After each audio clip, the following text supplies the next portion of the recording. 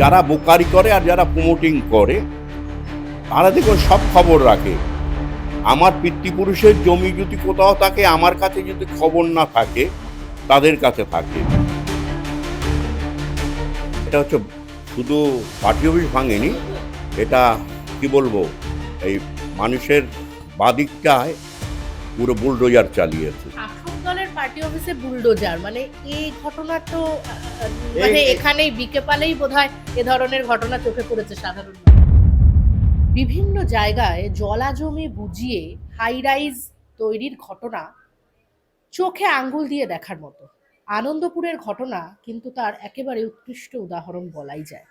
আনন্দপুরে আমরা যেটা দেখলাম, যে জলাজমি বুঝিয়ে যে অভিযোগ উঠেছে যে মোমো কারখানা তৈরি হয়েছে এবং তারপরেই যে দুর্ঘটনা ঘটে গেল, এবং রাজ্যের সর্বত্র কিন্তু এই ধরনের জলাজমি বুঝিয়ে হাই রাইজ তৈরির ঘটনা। কাশীপুর বেলগাছে আমরা যা বাংলা হান্টে ধারাবাহিকভাবে কিন্তু দেখানো হচ্ছে যে কাশীপুর বেলগাছিয়ার বিকে পাল লেনে কিভাবে একটি একটি বলা ভুল, দুটি জলাশয়ের একটি জলাশয় বোজানো হয়েছে এবং আরেকটির প্রায় 30% অভিযোগ বোজানো হয়েছে, এবং তারপর সেখানে তিনটি হাই রাইজ বিল্ডিং তৈরি হচ্ছে, তিনটি টাওয়ার তৈরি হচ্ছে। আজ আমার সঙ্গে রয়েছেন এই 3 নম্বর ওয়ার্ডেরই, কলকাতা পুরসভার 3 নম্বর ওয়ার্ডেরই একেবারে তৃণমূল কংগ্রেসেরই পুরনো কর্মী চিত্তরঞ্জন সাহা। কি কি অভিযোগ, এখানে কিভাবে জলাজমি বুঝিয়ে এই ধরনের হাই রাইজ তৈরি হতে পারে যখন সেখানে তারা রয়েছেন তৃণমূল কর্মীরা এবং সরকারে রয়েছেন সবচেয়ে বড় কথা তৃণমূল কংগ্রেস, তাও এই ধরনের ঘটনা কিভাবে ঘটতে পারে আমি একটু জেনে নেব। আমার সঙ্গে রয়েছেন চিত্তরঞ্জন বাবু। দাদা, আমাকে একটুখানি বলুন, আপনাদের পার্টি অফিসও তো এখানে ছিল শুনলাম, তো সরকারি পার্টি অফ যেই দল সরকারে রয়েছে তার পার্টি অফিস একেবারে বুলডোজার দিয়ে ভেঙে গুড়িয়ে দিচ্ছে, তারপরে একটি দুর্গা মন্দির আমাদের কাছে অভিযোগ রয়েছে ভাঙা হয়েছে।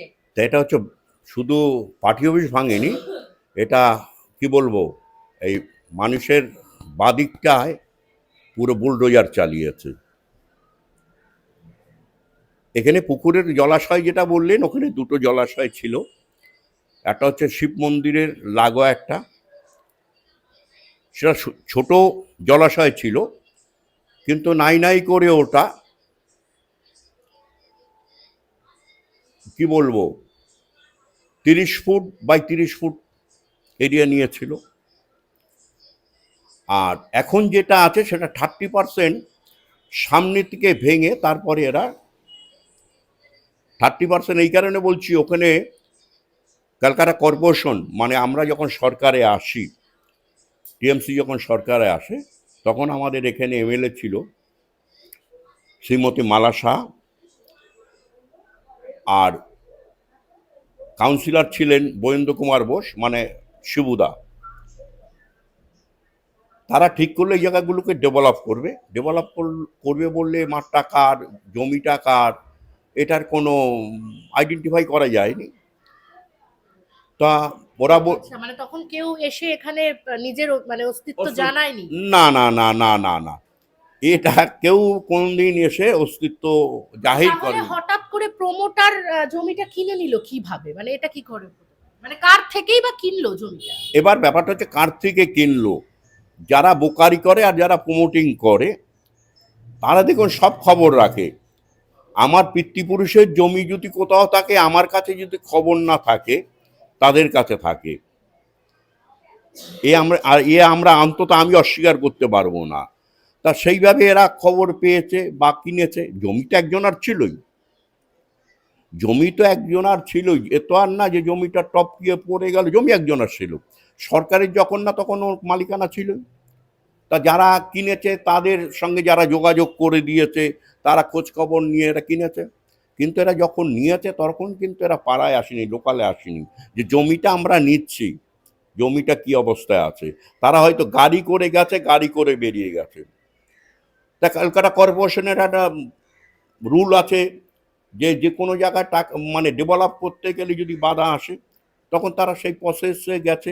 এখানে দুটো বোর্ড লাগিয়েছিল, যেটা যেটা আইনগত থাকে, যে জমিকার যদি কেউ মালিকানা থাকে যোগাযোগ করো, তার টাইমও থাকে, পেপারে যা যা করো তারা সেই সবগুলোই ওনরা কেউ যোগাযোগ করেনি ওই টাইমের জমিটা। মধ্যে সেই টাইম ধরুন 1 মাস একটা টাইম দিলে ক্যালকাটা কর্পোরেশন 3 মাসের মধ্যে এখানে কোনো খবর আসেনি যে জমিটা কার গেল। ক্যালকাটা কর্পোরেশন কাজ শুরু করে দিল, 3 দিকে শালবল্লা পুঁতলো আর সামনের দিকে বড় পুকুর কেটে জল বের করে দিয়ে ওটাকে আরো ডিপ করে ঘাট তৈরি করে দিল, যে আমাদের শিববাগানের লোক এবং পার্শ্ববর্তী এরিয়া যারা মা বোনের ওখানে চান করতে পারে, আমরা চান করতে পারি, বা ধরুন আগুনের তো একটা ব্যাপার থাকে, সেখান থেকে জল নিয়ে সেটাকে কাজে লাগাতে পারে। 2012 সালেও জানতে পারি যে জমিটা লেনদেন হয়েছে। যাক, লেনদেন হয়েছে, যে করবে তাদের ব্যাপার, আমাদের তো আর কোনো ব্যাপার নেই। এবার এটা হতে হতে দেখা গেল রাতারাতি সেই ঘাট উড়ে গেল। ওই দেখবেন কি বলবো, ওই জাদু দেখায় না, ঘাট চলে গেল, তার মধ্যে ধরুন মানে ভ্যানিশ হয়ে গেল, এবং যেখানে বাঁধানো ছিল তার থেকে 10-15 ফুট পেছনে চলে গেল পুকুরটা, শালবল্লা পোতা হয়ে গেল, ডান দিকেও তাই হয়ে গেল। আর এই পুকুরটার তো এখন কোনো অস্তিত্ব খুঁজে আপনি পাবেন না। মানে রাজারহাটেও এরকম অভিযোগ কিন্তু বহু, যে রাতারাতি একদম রাতের অন্ধকারে মাটি ফেলে জলাশয়ে বোঝানোর। এখানেও কিন্তু একদম মারাত্মক অভিযোগ। দেখুন যে সামনে থেকে একেবারে রাতারাতি ঘাট ভ্যানিশ, এবং তারপর একদম মাটি ফেলে পুকুর বোঝানো হয়ে যাচ্ছে। এবার হলো পার্টি অফিস আমরা যখন করি, এই ডেভেলপ হওয়ার আগে আমরা পার্টি অফিস করি। পার্টি অফিস হতো কিন্তু একদিন হয়নি। পার্টি অফিস এখন ধরুন আমরা এখন যদি একটা মনে করি পার্টি অফিস করবো, আমরা ব্যবস্থা হয়ে যাবে, কিন্তু তখন তো সিপিএম আমল, সিপিএম যায়নি, তখন আমরা পার্টি অফিসটা করি। সেই বাধা বিপত্তির মধ্যে আমরা পার্টি অফিস করেছি, ভিক্ষে করে করেছি। মানে একদম নিজে হাতে করে বলা যায়, একদম ইট বয়ে মাটি। আমরা তখন 3-4 জন ছিলাম, আমরা কয়েকটি সারাদিন এখানে বসে আছে। আমার এক সহকর্মী, তার উল্টো দিকে বাড়ি, তার মানে আমি বৌমা বলি, সে ওই চা করে রোজ দিয়েছে, আমি বসে বসে ওখানে খেয়েছি। তো এই পার্টি অফিস হলো। এই যে পার্টি অফিস আপনাদের, আমি তো শুনছিলাম উত্তর কলকাতার যিনি সাংসদ সুদীপ বন্দ্যোপাধ্যায়, তিনি এসে উদ্বোধন করে গিয়েছেন। তো তারপর মালা সাহা থেকে আরম্ভ করে সমস্ত কর্মীরা এবং উচ্চ নেতৃত্ব এখানে এসেছে, বসেছে। তো তারপরে সেই পার্টি অফিসটা ভাঙা হয়ে গেল, আপনারা জানতেও পারলেন না। এবার আপনি ঠিকই শুনেছেন যে সুদীপদা এখানে ওপেন করেছে। এখানে অনেক অনুষ্ঠান হতো, সামনে বেদি ছিল। আমাদের এমএলএ এসে সেই 5 জানুয়ারি মানে আমাদের প্রতিষ্ঠাতা দিবস এবং 15 তারিখ 26 তারিখ এই অনুষ্ঠানগুলোতে উনি অ্যাটেন্ড করতেন। মালা দিয়ে এখানে অনেকবার বসেছেন। শিবুদা তো বসতেনই সপ্তাহে 2 দিন করে। আরো নেতৃত্ব এখানে এসেছেন, বসেছেন। সেই পার্টি অফিস হ্যাঁ, এবার দেখুন সেই পার্টি অফিস বুলডোজার চললো। তারপরে অত এখানে আমাদের শিববাগানে লাগোয়াটা এই বেদি করা হয়েছিল। যেহেতু কালী পুজোটা হয় রাস্তার উপরে আর দুর্গা পুজোটা হয় ভেতরে, শিববাগানে যারা বসবাস করে তারাই উদ্যোগ নিয়ে ওটাকে করেছে, যে আমরা নিজেরা দুর্গাপুজো করব, পাড়ার মধ্যে দুর্গাপুজোটা থাকবে। সেটার জন্য তো এখানে অবরোধ হয়েছিল, থানায় ডায়েরি হয়েছিল। তো সেসব মানে কিছু আগের দিন হলো পার্টি অফিস, পরের দিন হলো বেদি। দুপুরে আমার একজনে ফোন করে বলছে যে কাকা পার্টি অফিস বুলডোজার চললো। দিনের বেলা এই টাইমই হবে। দেখুন বাজারে এখনো লোকজন আছে। শাসক দলের পার্টি অফিসে বুলডোজার, মানে এই ঘটনা তো মানে এখানেই বিকেপালেই বোধহয় এ ধরনের ঘটনা চোখে পড়েছে সাধারণ মানুষ। এই আর কোথাও পাওয়া যাবে না, আর কোথাও পাওয়া যাবে না। তাহলে কি তলে তলে রফা হয়ে গিয়েছিল, সেই জন্যই পার্টি অফিস ভাঙা হয়ে গেল? এগুলো বুঝে নিতে হবে যে কি করে ভাঙা হয়। এটা তো মানে কোনো গল্লির মধ্যে না, এটা মানে দমদম রোড, বিকেপালের জংশন, মাছ বাজার ওখানে বসছে, রাস্তার উপরে বাজার বসছে, হাজার হাজার লোক যাতায়াত করছে। সেখানে যদি একটা মানে কি বলবো, ওটা যে সরকারে আমরা আছি, কর্পোরেশনে আমরা আছি, তাদের পার্টি অফিস গুড়িয়ে দিল। মানে এটা তো আপনাদের যারা লোক রয়েছে এখানকার তাদেরও মনের মধ্যে একটা দ্বন্দ্ব তৈরি হয়েছে নিশ্চয়ই, যে সরকারের পার্টি অফিস ভেঙে দিচ্ছে। হবে তো, তাদের তো হওয়া স্বাভাবিক, আমার হলে তাদেরও হয়েছে, তারাও ক্ষোভে ভুগছে, কিন্তু কার আপনি বলতে তো পারছেন? পুরনো একজন তৃণমূল কর্মী, তো সেক্ষেত্রে আপনার এখানের বিধায়ক, কাউন্সিলর দেবিকা চক্রবর্তী, অতীন ঘোষ, তাকে জানিয়েছিলেন বিষয়টা? দিনের বেলা যদি একটা মার্ডার হয়, পুলিশকে বলতে হয় না যে মার্ডারটা হয়েছে, পুলিশের কাছে হাওয়ায় খবর চলে যায়, তাই না? এখানে যখন পার্টি অফিস ভাঙা হয়েছে, এই খবরটা চিত্তশা বলবে বা অন্য কেউ বলবে, খবর তো চলে গেছে তাদের কাছে। খবর গেলেও তাও আপনাদের যেহেতু বিধায়ক, আপনারা কি কখনো বিধায়কের সামনে গিয়ে বলেছেন যে দাদা এরকম পার্টি অফিসটা ভাঙা হয়ে গেল, আপনি কিছু বললেন না বাজার? আমি আমার কাউন্সিলরকে সঙ্গে সঙ্গেই ফোন করেছিলাম, সঙ্গে সঙ্গে ফোন করেছি, আমি 2-3 জায়গা ফোন করেছি। আমি এমএলএ সাহেবকে ফোন করিনি যে পাবো কিনা, আর এমএলএ সাহেব তখন বেঙ্গলে ছিলেন না, সে খবরটা আমার কাছে ছিল। মানে এখানে ওনার বিধানসভা এলাকায় পার্টি অফিস ভাঙা হচ্ছে ওনারই দলের, এবং উনি তখন এখানে নেই, তখন তিনি বাইরে রয়েছেন। মানে এটার মধ্যেও কি কোনো ষড়যন্ত্র রয়েছে? মানে উনি সেই মানে ঝোপ বুঝে কোপ বলে বলে না, সেই ব্যাপারটা? দেখুন, আমার লিডার এ সম্বন্ধে আমি কিছু বলতে পারি না, আমার নেত্রী, আমি এ সম্বন্ধে কিছু বলাটা আমার অনুচিত। আমি আমার কাউন্সিলরকে ফোন করে জানিয়েছিলাম যে এই ব্যাপার, ও জানে কি না। তো আমায় বললো দাদার সঙ্গে কথা বলি এটা হয়েছে। আমি চুপ হয়ে গেলাম, এরপর তো আমার কিছু বলার থাকে না। তারপর আমি একটা, কারণ আমি তো জানি না, আমি এটা ওই বাইক যেটাকে আপনাকে শোনালাম, ওটা আমি ছেড়ে দিয়েছিলাম মার্কেটে। ওটা ছাড়ার পরে অনেকে ক্ষিপ্ত হয়েছিল, কিন্তু ওই সামনাসামনি এসে, আর এ নিয়ে আমি চিন্তাও করি না, কারণ লোকালে আমায় কেউ কিছু এসে বললেই পার্টির কর্মীরা, এ নিয়ে আমি চিন্তা করি না। হ্যাঁ, কিন্তু এখানকার অনেকের সঙ্গে আমরা যখন কথা বলেছিলাম এই বিকেপাল এরিয়ারই বেশ কিছু ছেলেপেলে, তারা কিন্তু অভিযোগ করছেন যে আমরা মুখ চুপ করে রয়েছি, তার কারণ মুখ খুললেই আমাদের বিরুদ্ধে কেস হয়ে যাচ্ছে। এই কথা কি সত্যি? আমি কি বললাম? মানে আপনি তো ভয় পান না এটা বলছেন, না, কিন্তু তারা কিন্তু বলছে আমাদের তো ফ্যামিলি নিয়ে থাকতে হয় ম্যাডাম। না ফ্যামিলিতে আমিও তো একা চলাফেরা করি, তো আমিও তো ভয় পেতে পারি। তা ও হয়, ওদের এগেনস্টে তো অনেক কেস হয়েছে, যে এই আন্দোলন করার পরে তো ওদের এগেনস্টে কেস হলো। এবার কেস হলে এখন ব্যাপারটা হচ্ছে কি, কেস হলে আমরা দৌড়ই কোথায়?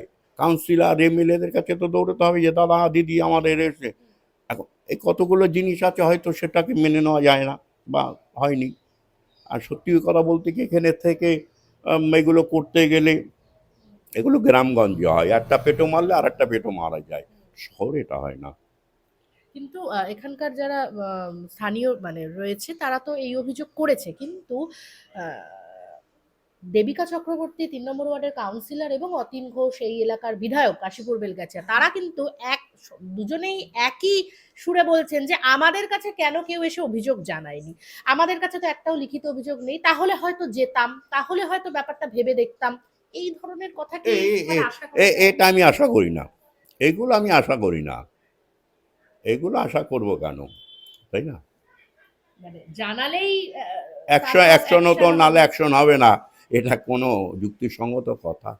এগুলো হয়তো ঠিক আছে, ওনার দিক থেকে উনি চিন্তা ভাবনা করে বলেছে, এক এবং একজন। এই জমিটার প্রথম এই আমরা শুনেছি যে এইটা যখন বিক্রি হলো, জমিটা সেল হয়ে হয়ে গেল, তারপর নাকি জমিটা অনেক বছর ধরে মানে স্টে অর্ডার ছিল, বন্ধ হয়েছিল কাজ, মানে এরকম কিছু? না, কাজ বন্ধ হয়ে যায়নি, মানে শুরুই করা যায়? শুরুই করা যায়নি।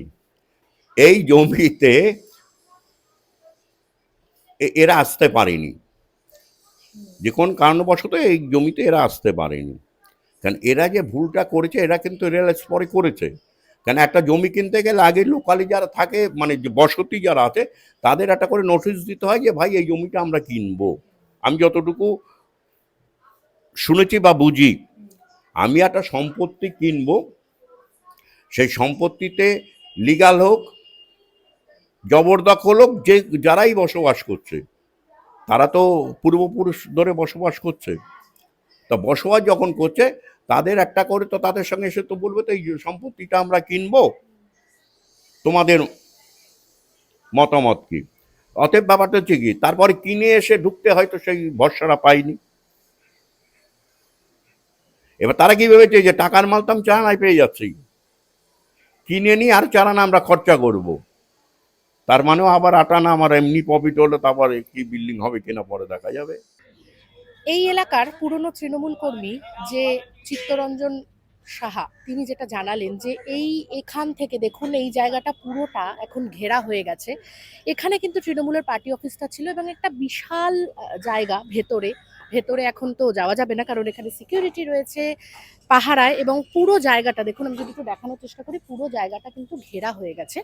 এই জায়গাটাতেই হাই রাইজ তৈরি হচ্ছে, 3টে টাওয়ার তৈরি হচ্ছে, এবং এখানে যেটা অভিযোগ রয়েছে যে জলাশয়, 2টি জলাশয় ছিল, একটা জলাশয় বোজানো হয়েছে এবং আর একটা জলাশয় এখনই যেটা অভিযোগ করলেন যে 30% প্রায় বোজানো হয়েছে সেই জলাশয়, যেখানে একের পর এক ঘটনা, দুর্ঘটনা বলা যায়, সামনে আসছে। জলাশয় বুঝিয়ে যেসব তৈরি হয়েছে, বিল্ডিং বলুন বা যাই, তাতে কিন্তু একের পর এক সেখানে দুর্ঘটনা ঘটেছে। আরও একটা, এবং এখানে কার হাত রয়েছে, কার মাথার হাত রয়েছে, সেটা কিন্তু আমরা খুঁজে বার করবই।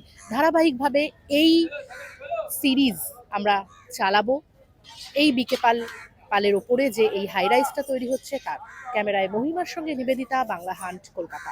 আরো ভালো ভালো খবর দেখতে সাবস্ক্রাইব করুন বাংলা হান্টের ইউটিউব চ্যানেল। বাংলা হান্টের আরো খবর দেখতে নজর রাখুন। বাংলা খবর মানেই বাংলা হান্ট।